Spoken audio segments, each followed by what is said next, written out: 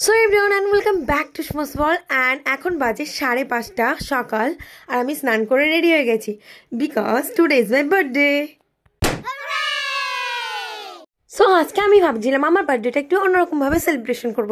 ফার্স্টে আমি যাব মা ভবতারিণীর কাছে, সেখানে আমি পুজো দেব, তারপরে আমি দিনটা শুরু করব।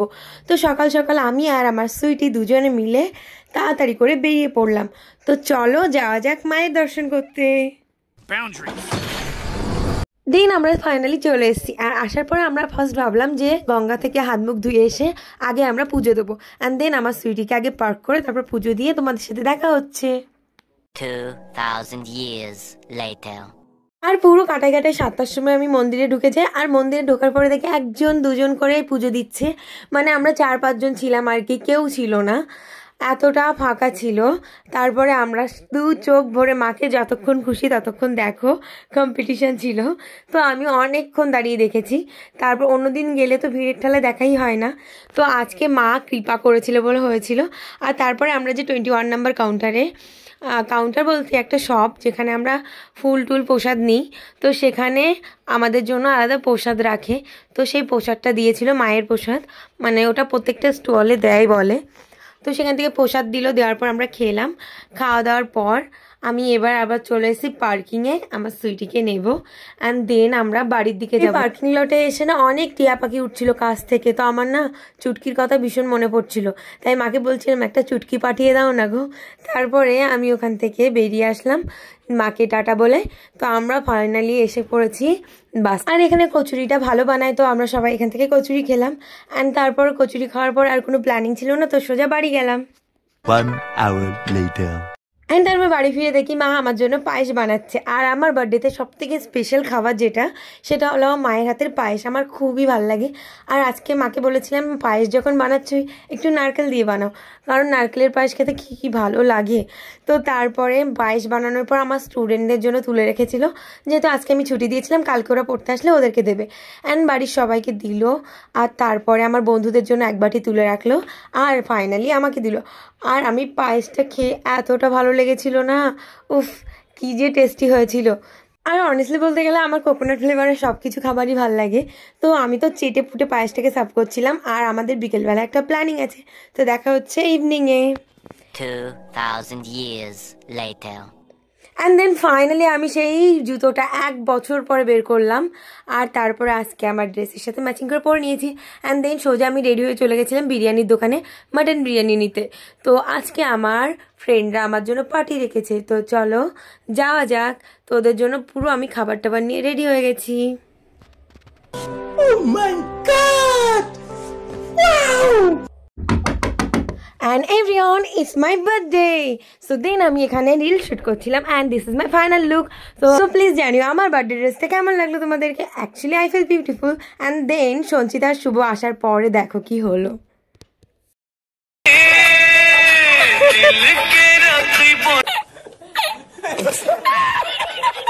এখানে শুভর কাণ্ড থেকে আমরা হাসতে হাসতে পেটে ব্যথা হয়ে যাচ্ছিল অ্যান্ড দেন আসলো মৌপিয়া অ্যান্ড রূপসা অ্যান্ড ওরা আমাকে গিফট দিল। আর তারপরে শুভ আর সঞ্চিতা আমাকে গিফট দেবে, কিন্তু শুভ যা লিখে এনেছে তা দেখানোর মতো ছিল না। ওরা ডিসাইড করেছিল আমার নিকনেমটা বলে দেবে সবাইকে, ওরা দুজনে গিফট প্যাকিং করলে সেটাই খারাপ কিছুই থাকবে, তাই তো করেছিস।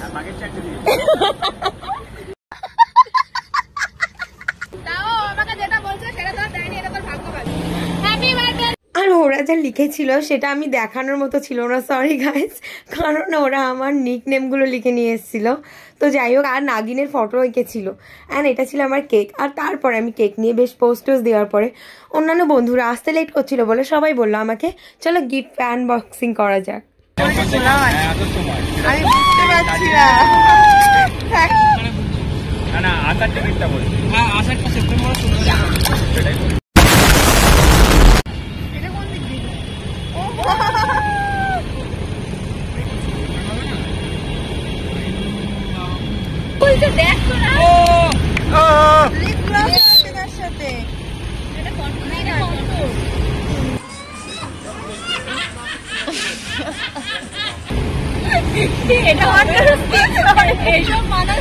আমি না জাস্ট এটুকু দেখে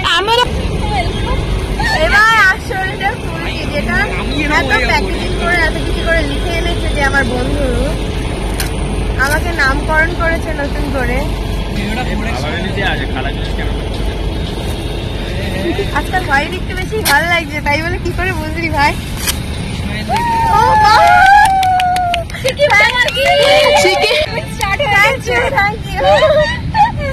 এক্ষুনি পরে নেবো। হ্যাঁ দেখে নে, সাইজটা দেখে নে। না হয়ে যাবে, আমার তো বাচ্চাদের সাইজে হয়ে যায়।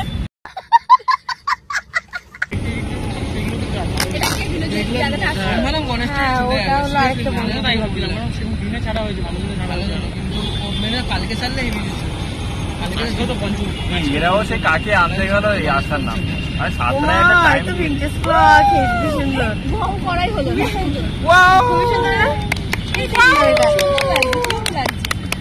ঘরে বেশ সাজানোর জন্য বেশ সুন্দর।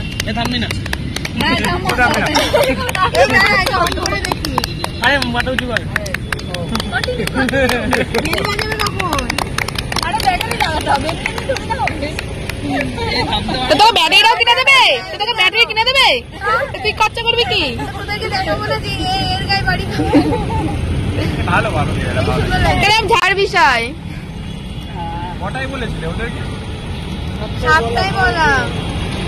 ভিআইপি মানুষ বার্থডে গেলের থেকে ভিআইপি মানুষ আছে আজকে তো এনার করে আসা উচিত। বার্থডে গেলে কোনো ভ্যালু আছে নাকি? এটা দিয়েছে শুভবন্ধু সঞ্চিতা বান্ধবী। আমি না গেলেও আমাকে নিয়ে যাবে। ফাইনালি ব্যাটারি এনে দিয়েছে আমাদের বন্ধু।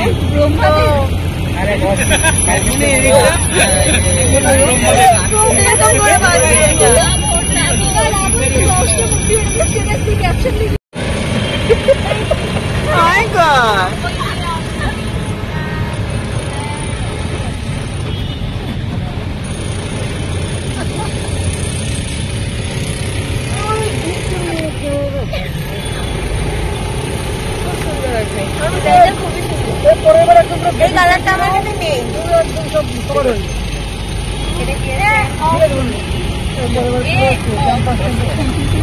White shirt.